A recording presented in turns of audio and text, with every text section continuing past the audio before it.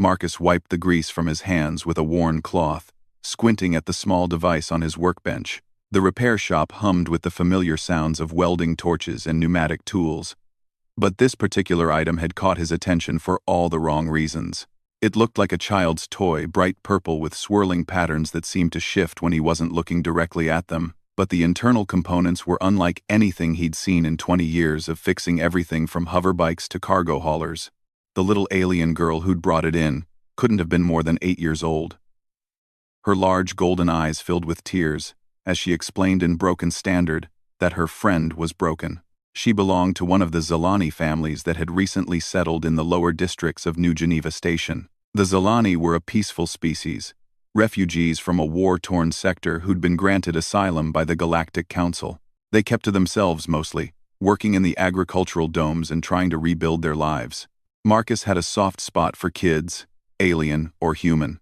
When the little girl Kira, she'd said her name was, had placed the toy on his counter with such careful reverence, he couldn't turn her away.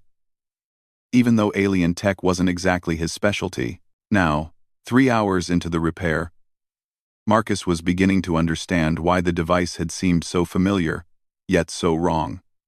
The power coupling was standard, Coalition military grade. The processing core bore the distinctive hexagonal pattern of human fleet engineering, and buried deep in the circuit pathways, barely visible unless you knew what to look for, was a serial number that made Marcus's blood run cold. He'd seen those numbers before, during the war. Marcus leaned back in his chair, running a hand through his graying hair. The Zelani-human war had ended 15 years ago, but the scars ran deep on both sides. It had been a brutal conflict, started by a misunderstanding that spiraled into 3 years of devastating space battles. The peace treaty had been signed, reparations paid, and refugees welcomed. But Marcus remembered the stories from the front lines. He remembered the missing soldiers, the classified operations, the things that were never discussed in the official reports. The toy in front of him contained components from a Falcon unit battlefield computer. Falcon units had been the Coalition's most elite special operations teams during the war. They were ghosts. Legends whispered about in military bars and hidden in heavily redacted after-action reports. Each unit consisted of 6 soldiers, enhanced with experimental cybernetic implants, and equipped with technology that was decades ahead of anything else in human space. They operated behind enemy lines, striking at critical targets, and gathering intelligence that regular forces could never access. Marcus knew about Falcon units because his younger brother David had been recruited for one. That was the last time Marcus had seen him alive. The shop's door chimed, and Marcus quickly covered the toy with a work cloth. A tall figure entered, wearing the dark blue uniform of station security, but something about his bearing suggested military training. The man's eyes swept the shop with practiced efficiency before settling on Marcus. "Marcus Webb?" the man asked, though his tone suggested he already knew the answer. "That's me." "Lieutenant Commander Hayes, Station Security." The man stepped closer, and Marcus noticed the slight bulge under his left arm that indicated a concealed weapon. "I understand you're working on some alien equipment, Zelani specifically." Marcus felt his mouth go dry. "Just a child's toy. Simple repair job," Hayes nodded slowly. "Mind if I take a look? We've had reports of some interesting technology making its way through the refugee population. Nothing to worry about, just routine checks." There was nothing routine about this visit, and they both knew it. Marcus hesitated for a moment, then pulled away the cloth covering Kira's toy. Hayes leaned forward, his eyes immediately focusing on the exposed components with the intensity of someone who knew exactly what he was looking at. "Fascinating craftsmanship," Hayes said carefully. "Very sophisticated for a toy." "Yeah, well, alien tech, you know how it is. Different design philosophies." Hayes straightened up, his expression unreadable. "Mr. Webb, I'm going to need you to come with me. There are some people who'd like to speak with you about this repair. I haven't done anything wrong. No one's saying you have. But that device contains some very sensitive components, and we need to understand how a Zelani child came to possess them." Marcus looked down at the toy, thinking about Kira's tear-stained face and her desperate desire to fix her friend. Whatever this device really was, it meant something to her. Something important. What about the girl? She's expecting to pick this up tomorrow. Hayes's expression softened slightly. The girl will be fine. Her family is being relocated to a safer facility while we sort this out. For their own protection. You understand. Marcus didn't understand anything, but he recognized the tone. It was the same tone military officials had used when they'd told him his brother was missing in action, and that all records of his unit were classified above Marcus's security clearance. It was the tone of people who knew more than they were saying and had no intention of explaining themselves to civilians. He grabbed his jacket from the back of his chair and took one last look at the device. Hidden in its innocent exterior were secrets that someone had gone to great lengths to bury. Secrets that had somehow found their way into the hands of a refugee child. As Hayes escorted him toward the door, Marcus caught a glimpse of movement outside the shop window. A figure in a hooded cloak, watching from the shadows across the corridor. The figure was too tall to be human, and moved with the fluid grace that Marcus had learned to associate with Zelani physiology. But there was something else. Something in the way the figure held itself that reminded Marcus of military bearing. The figure melted back into the shadows just as Hayes opened the door. But not before Marcus caught a glimpse of what looked like a tattoo on the figure's exposed wrist. A stylized falcon with outstretched wings, the same tattoo his brother had gotten the day before he shipped out with his new unit. Marcus's mind raced as Hayes led him through the station's corridors toward the security offices. The Falcon units had been disbanded after the war. Their members either dead or disappeared into the classified world of black operations. The official story was that all Falcon technology had been destroyed or locked away in secure facilities. But if that was true, how had components from a Falcon battlefield computer ended up in a Zelani child's toy? And why was someone with a Falcon unit tattoo watching his shop? The security office was a sterile, windowless room with metal walls and uncomfortable chairs. Hayes gestured for Marcus to sit, while he activated a recording device on the table between them. "This is an informal interview," Hayes began. "You're not under arrest, and you're free to leave at any time. However, I strongly suggest you cooperate fully. The technology you've been working on represents a significant security concern." "What kind of security concern?"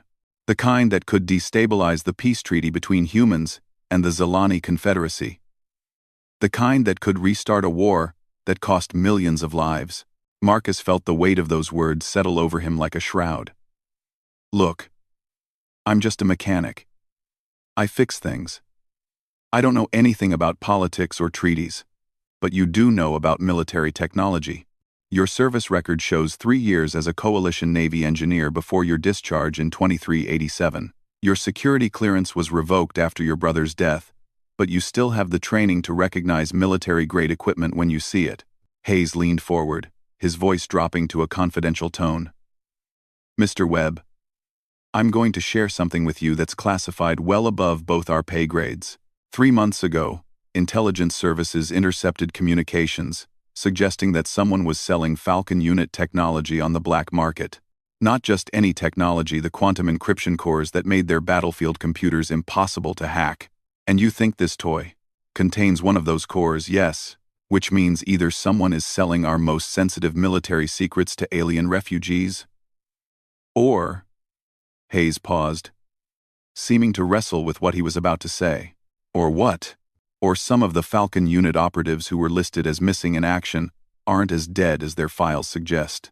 The room fell silent except for the hum of the ventilation system. Marcus thought about the hooded figure outside his shop, about the way they'd moved with military precision, about the tattoo that matched his brother's. "What happened to the Falcon units?" Marcus asked quietly. "The real story, not the official version." Hayes was quiet for a long moment, and when he spoke, his voice carried the weight of old grief. "They were sent on a final mission 6 months before the war ended, deep behind enemy lines, tasked with gathering intelligence for the peace negotiations. All 6 units went dark simultaneously. No distress signals, no final transmissions. Nothing. 36 soldiers, just gone. The working theory was that they'd been captured and executed by Zelani forces. It was one of the factors that nearly derailed the peace talks. The Zilani leadership swore they had no knowledge of any captured human operatives, but tensions were high, trust was low. Hayes pulled out a datapad and showed Marcus a series of photographs. 6 teams of soldiers, each face young and determined, each bearing the distinctive Falcon unit insignia. Marcus's breath caught when he reached the 4th photograph in the 2nd row. David Webb, his little brother, looking exactly as Marcus remembered him, but wearing the enhanced tactical armor of an elite operative. "Your brother was part of Falcon Unit 7, Hayes said gently. "He was listed as killed in action along with the rest of his team when their ship was found drifting in neutral space. Completely stripped of all personnel and equipment." Marcus stared at the photograph, memory flooding back. David had been 22 when he'd volunteered for the Falcon program, desperate to make a difference in what everyone believed would be humanity's final war. He'd been brilliant, fearless, and utterly convinced that he could help end the conflict before it destroyed both civilizations. "If they're all dead," Marcus said slowly, "then how did Falcon unit technology end up in a refugee camp? That's what we need to find out, and you're going to help us." Before Marcus could respond, an alarm began blaring throughout the security station. Emergency lights bathed the room in pulsing red, and Hayes's communication device crackled to life with urgent voices reporting a security breach in the refugee sector. Hayes was on his feet instantly, speaking rapidly into his communicator. Marcus caught fragments of the conversation, something about unauthorized access to the Zilani residential areas, possible infiltration, security teams responding. "What's happening?" Marcus asked. Hayes turned to him with grim determination. "Someone just broke into the facility where we moved the Zilani family. The same someone who's been watching your shop, I'd guess." Through the chaos of alarms and radio chatter, Marcus felt a chill of certainty settle over him. The hooded figure hadn't been watching his shop randomly. They'd been watching over Kira and her family, and now that the family had been moved, they were coming to get them back. And if Marcus was right about the tattoo he'd seen, if members of the Falcon units really were still alive after 15 years, then station security was about to face an enemy unlike anything they'd ever trained for. Hayes was already moving toward the door, weapon drawn. "Stay here," he ordered. "Don't touch anything. Don't leave this room." But as the security officer disappeared into the corridor, Marcus looked again at the photograph of his brother and made a decision that would change everything. He grabbed the datapad and followed Hayes into the chaos beyond, driven by questions that had haunted him for 15 years and the impossible hope that maybe, just maybe, his brother was still alive. The corridors of New Geneva Station had become a battlefield, and somewhere in the darkness, ghosts from the war were moving with lethal precision toward objectives that only they understood. Marcus was no longer just a mechanic caught up in events beyond his control. He was family to a Falcon unit operative, and that meant he was part of this whether he wanted to be or not. Marcus followed the sound of weapons fire through corridors he'd walked peacefully for years. The familiar pathways of New Geneva Station now transformed into a war zone. Emergency lighting cast everything in harsh red shadows, and the acrid smell of discharged plasma weapons hung in the recycled air. Station security personnel rushed past him, some heading toward the conflict, others evacuating civilians from the affected sectors. He shouldn't be here. Hayes had been clear about staying in the security office. But 15 years of wondering what had happened to David drove him forward, past common sense, and into the chaos where answers might finally be waiting. The refugee sector was 3 levels down from his repair shop, a collection of modular housing units that had been hastily installed when the Zilani asylum seekers first arrived. As Marcus descended through the emergency stairwells, the sounds of combat grew louder, shouts in both Standard and Zilani, the distinctive whine of energy weapons charging. And underneath it all, a sound that made his blood run cold, the mechanical hum of enhanced cybernetic systems operating at combat efficiency. He'd heard that sound before, during a brief visit to a coalition military research facility where David had been training. It was the signature of Falcon unit augmentations, technology that pushed human reflexes and strength far beyond normal limits. If someone was using those enhancements here, it meant the ghosts of the war had indeed returned. Marcus reached the refugee level just as the lights flickered and died, leaving only the dim emergency strips to guide his way. Through a shattered viewport, he could see security forces taking cover behind improvised barricades, their weapons trained on a corridor that seemed empty but somehow menacing. Whatever they were facing, it wasn't a conventional enemy. A figure emerged from the shadows at the far end of the corridor, moving with fluid grace that seemed to defy physics. Marcus caught his breath as he recognized the hooded cloak from outside his shop. The figure raised one hand, and Marcus saw the Falcon tattoo clearly, now exactly like the one David had shown him all those years ago. "Stand down," the figure called out in accented standard. The voice was female, and despite the human words, there was something unmistakably Zalani in the pronunciation. "I am not your enemy. I seek only to protect the child." Lieutenant Commander Hayes emerged from behind the nearest barricade, his weapon trained on the hooded figure. "You're in violation of station security protocols. Identify yourself and surrender immediately." "My identity is not important. What matters is that you have taken a family under false pretenses and placed them in danger they do not understand." Marcus pressed closer to the viewport, studying the figure with growing amazement. The height and build were definitely Zalani, but the way she moved, the tactical awareness she displayed, even the modulation of her voice, suggested military training, human military training. "The Zalani family is in protective custody," Hayes called back. "The device their daughter possesses contains classified military technology. We need to understand how they came to have it. They came to have it because it was given to them, by someone who understood its true purpose." The hooded figure stepped into better light, and Marcus felt the world shift around him.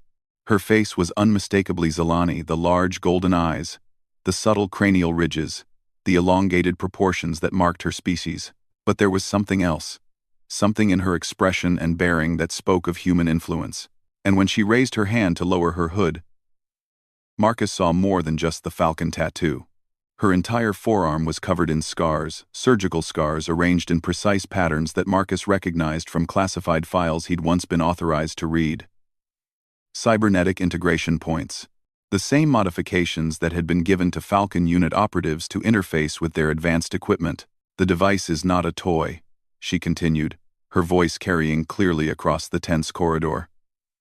"It is a memory core, a repository of experiences and knowledge, meant to prepare the young ones for truths they will one day need to understand." Hayes lowered his weapon slightly, confusion clear in his posture. "Explain what you mean by memory core." "During the war, both our species committed acts we later regretted. Soldiers were captured, experiments were conducted, boundaries were crossed that should never have been breached. Some prisoners were subjected to procedures intended to extract military intelligence. Others," she paused, touching the scars on her arm, "were selected for different purposes." Marcus felt the pieces of the puzzle beginning to fit together, creating a picture that was both horrible and hopeful. The missing Falcon units, the Zalani refugees with human military technology, the surgical scars on an alien who moved like an enhanced operative. "You're saying that human prisoners were used for medical experiments," Hayes said slowly, "and Zalani prisoners were used for cybernetic enhancement trials. Your government wanted to understand how human augmentation technology might work with our physiology. My government wanted to learn the secrets of human tactical thinking and integrate them into our own forces." The corridor fell silent except for the hum of life support systems. Marcus understood now why the peace negotiations had been so difficult, why certain aspects of the war remained classified even 15 years later. "The official records show all Falcon unit operatives as killed in action," Hayes said, "because that was easier than admitting that 6 elite human soldiers had been captured and subjected to experimental procedures. Just as it was easier for my government to claim that the enhanced Zalani subjects had died in failed experiments, rather than admit they had succeeded beyond all expectations." She pulled back her cloak, revealing body armor that was a hybrid of human and Zalani design. The integration was seamless, suggesting years of refinement and adaptation. "We were created to be the perfect soldiers for our respective sides. Human tactical thinking enhanced by Zalani speed and agility, combined with cybernetic systems that drew from both species' technological strengths. Hatters. Marcus stepped away from the viewport, his mind reeling. If what she was saying was true, then David and the other Falcon operatives hadn't died in the war. They'd been captured and turned into something new. Something that existed in the shadows between two civilizations. The memory cores contain our experiences, the alien continued. Everything we learned during our transformation. Everything we discovered about the true nature of the conflict and the experiments that created us. We've spent 15 years gathering evidence, preparing for the day when we could reveal the truth without reigniting the war. And the children? Hayes asked. What's their role in this? The next generation. Both species need to know what was done in their name. The memory cores are designed to transfer knowledge safely, to prepare young minds for the reality of what their governments are capable of. The child you call Kira is the daughter of one of the original test subjects. She has a right to understand her heritage. Marcus couldn't stay hidden any longer. The security door opened with his maintenance override codes, and he stepped into the corridor, drawing the attention of both Hayes and the enhanced alien operative. David Webb, he called out, his voice carrying down the hallway. Falcon Unit 7. Was he one of the subjects you're talking about? The hooded figure turned toward him, and Marcus saw recognition flicker in her large golden eyes. You are Marcus, the older brother. Yes. David spoke of you often during the integration process. He's alive, in a manner of speaking. The human consciousness remains. But the body has been changed in ways that make return to human society impossible. We are neither fully human nor fully Zilani. We exist in the spaces between civilizations. Hayes kept his weapon lowered but ready. Where are they? The surviving Falcon operatives? Closer than you think. The refugee population includes more than just asylum seekers. Some of us have been living among the Zilani families, protecting them, preparing for this moment when the truth would finally come to light. As if summoned by her words, more figures began emerging from the shadows of the refugee sector.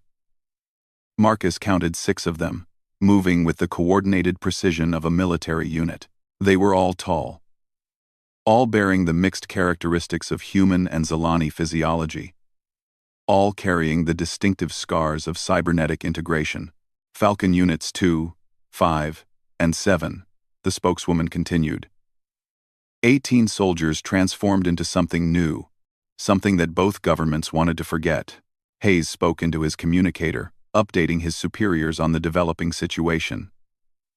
Marcus could hear the concern in the responses. This was far beyond anything station security was equipped to handle. What do you want? Hayes asked. What's your objective here? To retrieve the children and the memory cores. To return to our ship and complete our mission of documenting the truth. And to ensure that the galaxy knows what was done in the name of victory. And if we refuse? The enhanced operatives spread out across the corridor, taking tactical positions with movements too fast for normal human eyes to follow. Even after 15 years, their training and augmentations made them formidable opponents. Then we take what we came for. But we would prefer cooperation. Too much blood has been spilled already. Marcus stepped forward, past Hayes, and into the space between the security forces and the enhanced soldiers. I want to see him. David. I want to know what they did to my brother. The spokeswoman studied him with those alien eyes that somehow conveyed human compassion. That may not be wise. He is different now. The integration process was not kind to human consciousness. He remembers you, but he is no longer the person you knew. I don't care. I've spent 15 years not knowing if he was alive or dead. I need to see him. She nodded slowly, then made a gesture that caused one of the other figures to step forward. Marcus felt his heart stop as he recognized the height and build of his younger brother, even altered by years of enhancement and transformation. The figure that had once been David Webb lowered his hood, revealing a face that was both familiar and terrifyingly strange. The basic bone structure was recognizably human, but the proportions had been subtly altered. His eyes retained their original blue color, but had enlarged to accommodate enhanced visual systems. Subcutaneous cables ran along his jawline, connecting to cybernetic systems that showed as faint lines beneath skin that had taken on a slight luminescence. "Hello, Marcus," David said, his voice carrying electronic undertones that made it sound like a machine attempting to emulate human speech. "I had hoped we would meet again under better circumstances." Marcus felt tears he didn't know he was holding back start to fall. "What did they do to you?" "They made me into a weapon, both sides, in their turn. The Zilani captured our unit and attempted to extract military intelligence through neural interface procedures. When that failed, they tried a different approach: integration rather than extraction. They wanted to create hybrid soldiers who could think like humans but fight like Zilani. And it worked? Too well. We became something neither side expected, a new form of consciousness that understood both species better than they understood themselves. We saw through the propaganda and the fear that had driven the war. We realized that both civilizations were capable of great beauty and great horror. Hayes kept his weapon trained on the group, but Marcus could see the uncertainty in his posture. This was no longer a simple security situation. It was a first contact scenario with beings that represented the fusion of two previously separate evolutionary paths. "The memory cores," David continued, "contain our experiences and our evidence. Documentation of the experiments, recordings of the procedures, testimony from both human and Zilani victims. It's all there, waiting for the day when both species are ready to confront what they allowed to happen. And you think that day is now?" David looked around at the standoff in the corridor, at the weapons trained on his unit, at the fear and confusion on human faces. Perhaps not. But the children deserve to know. Kira and the others like her, they are the future. They will need this knowledge to avoid repeating the mistakes of the past. An explosion somewhere deeper in the station shook the deck plates, and everyone instinctively looked toward the source of the disturbance. In that moment of distraction, the enhanced soldiers moved with inhuman speed, disarming the security forces and taking control of the corridor in less than 3 seconds. Hayes found himself on his knees with a Zilani-designed weapon pressed to the back of his head, held by a figure who had once been human but now moved like liquid mercury. "We did not want this to escalate," the spokeswoman said regretfully. "But our mission is too important to fail. The children must be protected, and the truth must survive." Marcus looked at his transformed brother, seeing in those altered features the same determination that had driven David to volunteer for the Falcon program all those years ago. "What happens now?" "Now we complete what we started 15 years ago. We return to our ship, we safeguard the evidence, and we wait for the galaxy to be ready for the truth about what happened during the war." And the memory core Kira was carrying? One of many. Each child in the refugee population carries a piece of the puzzle. When they are old enough, when the time is right, they will learn who they really are and what role they are meant to play in the future of both species. David stepped closer to Marcus, moving with the enhanced grace that marked all the hybrid soldiers. "I cannot return to the life I once had. None of us can, but I wanted you to know that I am still your brother, even in this form. The core of who I was remains. Even if everything else has changed." Marcus reached out tentatively, touching his brother's altered features. The skin was warm but had a different texture, and he could feel the subtle vibration of cybernetic systems beneath the surface. "I thought you were dead," the military said. "The military said what was necessary to maintain the peace. Our existence would have complicated the negotiations, possibly restarted the war. It was deemed acceptable to let us remain missing rather than risk that outcome." Another explosion, closer this time, sent vibrations through the deck. The enhanced soldiers communicated through rapid hand signals, their movements coordinated with precision that spoke of constant training and shared consciousness. "Admiral Morrison's ship has arrived in system," the spokeswoman announced.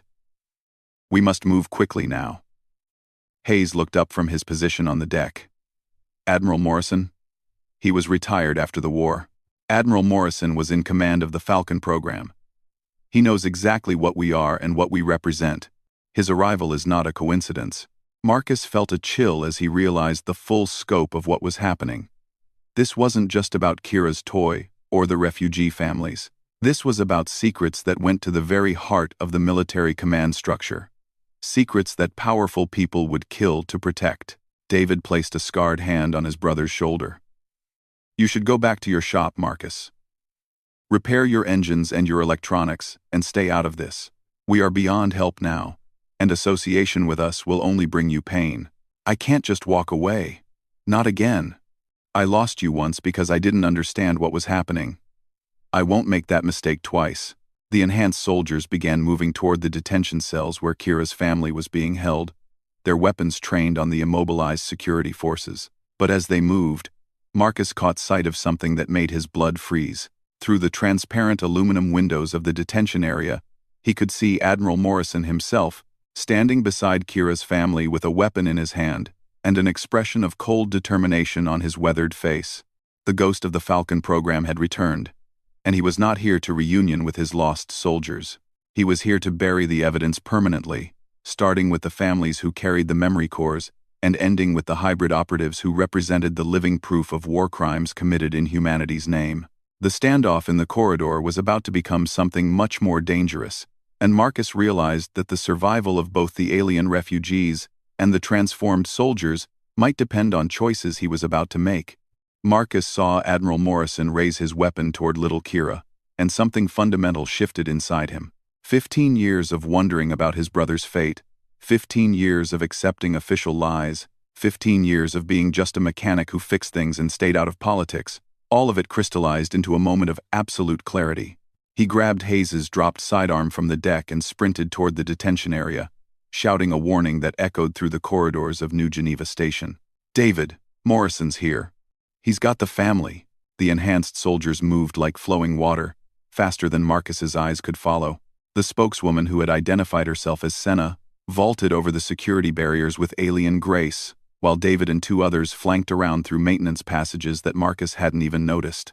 The coordination between them was perfect, suggesting a shared awareness that went beyond normal human communication. Admiral Morrison turned at the sound of Marcus's voice, his weathered face showing no surprise at the mechanic's sudden appearance. Mr. Webb, I wondered when you would involve yourself directly. Your brother always spoke highly of your integrity. Let the family go, Marcus said, trying to keep his voice steady as he aimed the unfamiliar weapon. Whatever you're here to do, they're not part of it. I'm afraid they are exactly the point. Morrison gestured to the Zalani family huddled behind him, Kira's parents and two younger siblings, their large eyes wide with terror. These refugees carry memory cores containing classified information that could destabilize the peace treaty. I'm here to ensure that information never sees the light of day. Through the transparent wall, Marcus could see Kira clutching something small and purple, her toy, somehow retrieved from his shop. The device pulsed with faint energy patterns, and he realized she was accessing the memory core, downloading information that had been hidden for 15 years. She's just a child, Marcus said. She's a weapon, Morrison replied coldly. Trained from birth to be a repository for secrets that should have died with their creators. These families aren't refugees. They're sleeper agents, programmed to activate when the time was right to expose the Falcon program. A new voice cut through the tension, electronic and strange but undeniably familiar. You're wrong about many things, Admiral, but you're especially wrong about the children. David emerged from a maintenance hatch directly behind Morrison, moving with the enhanced speed of his cybernetic systems. The Admiral spun to face him, but found himself looking at a weapon that seemed to be constructed from both human and Zalani technology. David Webb, Falcon 7 Alpha. I should have known you'd be the one leading this operation. I'm not leading anything. We're just trying to protect the innocent and preserve the truth. Morrison's laugh was harsh and bitter. The truth? You want to know the truth? The Falcon program wasn't just about creating enhanced soldiers. It was about survival. Every analysis showed that humanity would lose the war within 2 years. We needed an edge, something that could turn the tide. So you authorized the capture and experimentation on human soldiers? I authorized necessary research into cybernetic enhancement. The fact that some test subjects were volunteers who had been listed as missing in action was a convenient fiction that allowed the program to continue. Marcus felt the world tilt around him. You're saying David volunteered for this? Morrison turned to look at him with something that might have been pity. Your brother volunteered for a suicide mission to gather intelligence behind enemy lines. When his unit was captured, he volunteered again to undergo experimental procedures that might give him the strength to escape. The fact that those procedures fundamentally altered his humanity was an acceptable risk. David's electronic voice carried notes of old pain. What you didn't tell us was that the procedures were designed by captured Zilani scientists who were conducting their own experiments. We weren't just being enhanced, we were being integrated with alien consciousness patterns. The hybrid consciousness was an unexpected side effect, Morrison admitted. But it proved more valuable than we had hoped. You began to understand Zilani tactical thinking, their strategic patterns, their cultural weaknesses. Information that helped us win several crucial battles. Senna appeared at the far end of the corridor, flanked by 3 more of the enhanced soldiers. Marcus realized that Morrison was now surrounded. But the Admiral seemed unconcerned by his tactical disadvantage. You also began to understand their strengths, Senna said, her accented voice carrying across the space between them.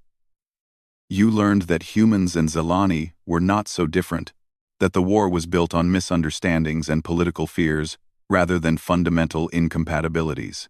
Which made you unreliable, Morrison replied. By the time we realized how much the integration had changed your loyalties, you had already begun communicating with Zilani hybrid soldiers who had undergone similar procedures. You were sharing intelligence with the enemy. David stepped closer to the Admiral, his enhanced reflexes ready to respond to any aggressive move. We were sharing truth with beings who had become like us, caught between 2 species, understanding both better than either understood themselves. We realized that the war was being prolonged by leaders who benefited from the conflict. So you went rogue, all 6 Falcon units, simultaneously. We went sane. For the first time since the war began, we could see clearly what was happening and why it needed to stop. Morrison raised his weapon again, but this time he pointed it at Kira. And now you're using children to distribute that clarity, turning them into walking data banks filled with classified information that could restart the conflict you claim to want to prevent.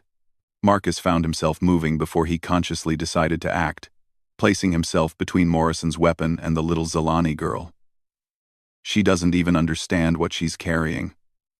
Not yet, Morrison said. But she will. The memory cores are designed to activate when the subjects reach intellectual maturity. Suddenly, a generation of Zilani children will have access to detailed knowledge of human military capabilities, tactical thinking, and strategic weaknesses.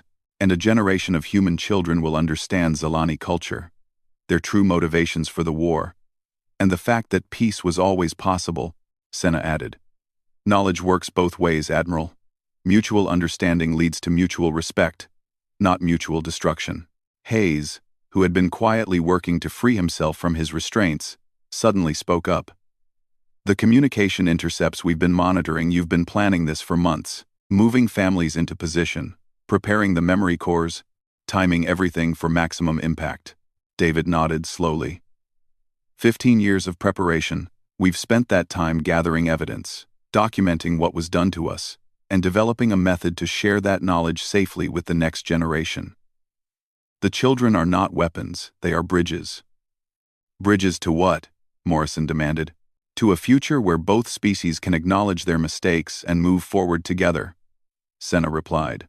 Where the kind of experimentation and dehumanization that created us becomes impossible because everyone understands the consequences. Kira suddenly looked up from her toy, her large golden eyes now showing understanding beyond her years.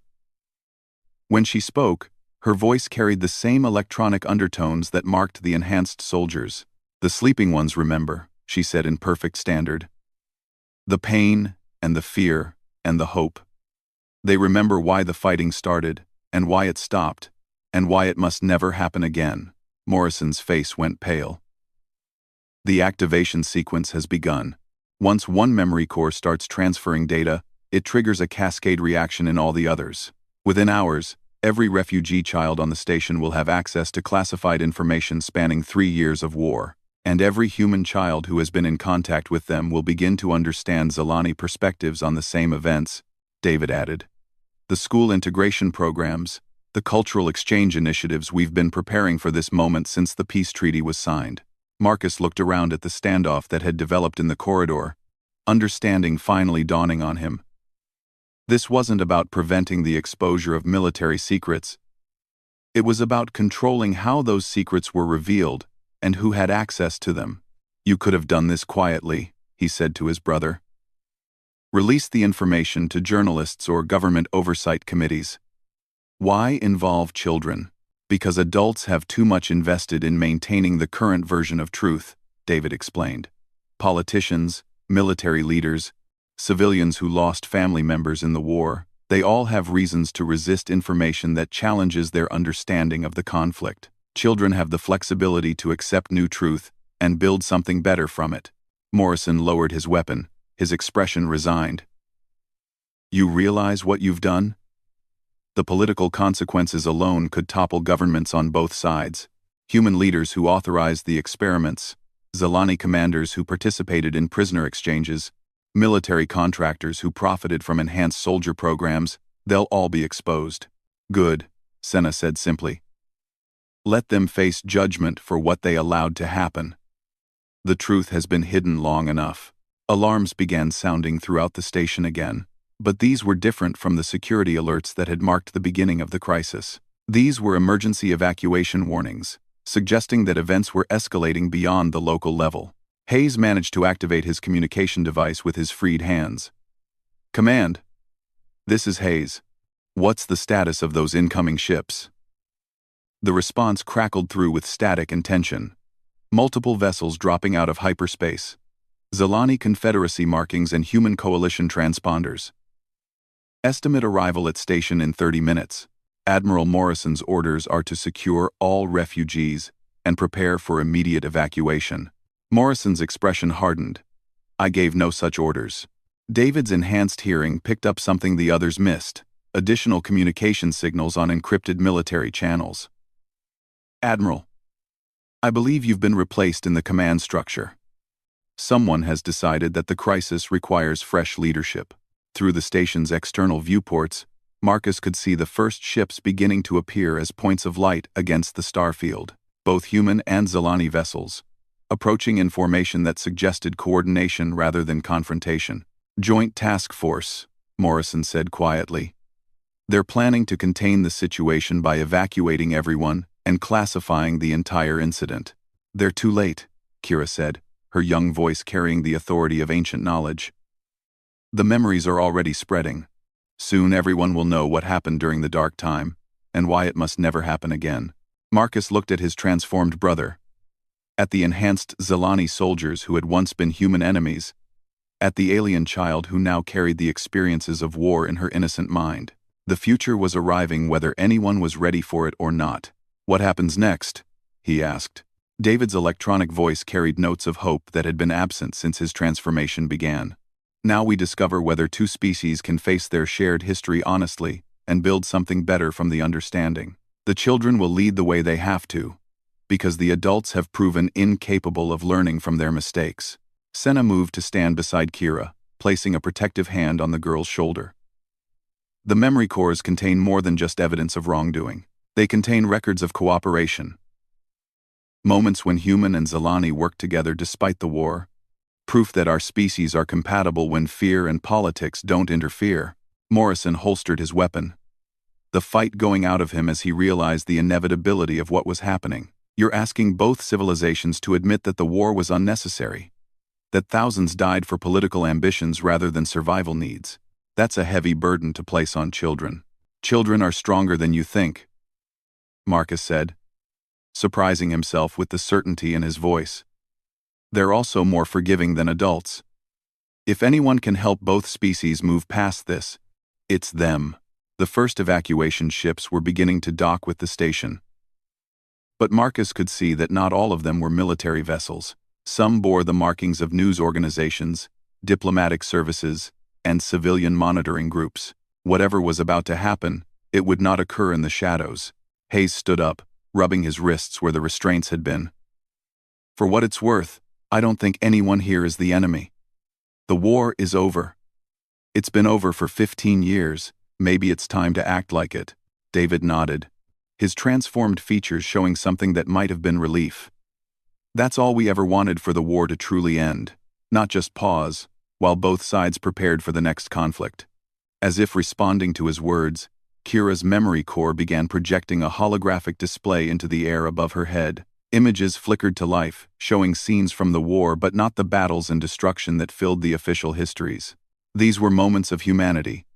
Soldiers from both sides sharing food and medical supplies during temporary truces, joint evacuation efforts when civilian populations were threatened, even recreational activities when opposing forces found themselves in extended stalemates.